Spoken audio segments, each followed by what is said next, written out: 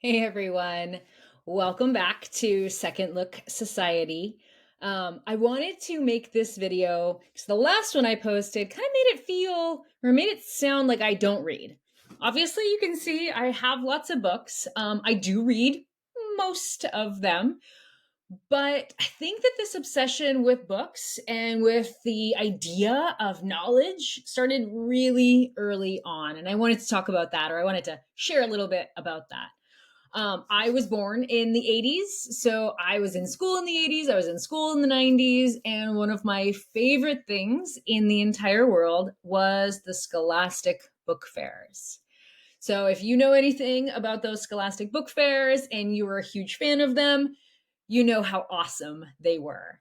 There was two types of book fairs that I remember when I was a kid. We had like the order form where you had a catalog or they sent a little pamphlet thingy home with you. And then like the next week you would show up with your order form and your check and the teacher would, mail it off. And then, gosh, I think 4 or 6 weeks, maybe even 8 weeks later, you'd get this little pile of goodies on your desk when you got back from recess. I'm pretty sure it was better than Christmas, definitely better than my birthday. And then the other form of book fairs were more of that physical experience.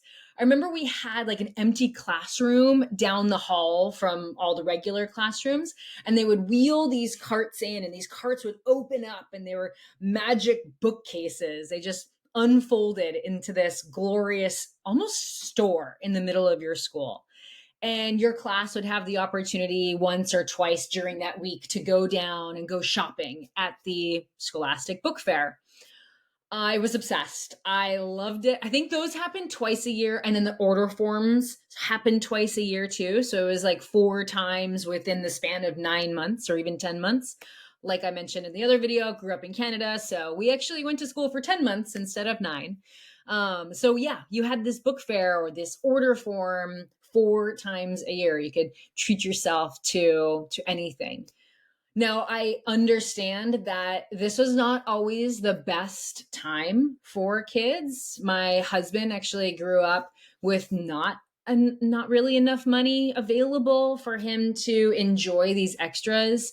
And I remember my parents sent me with a blank check to the Scholastic Book Fair or to school with the promise that I would not spend more than $100.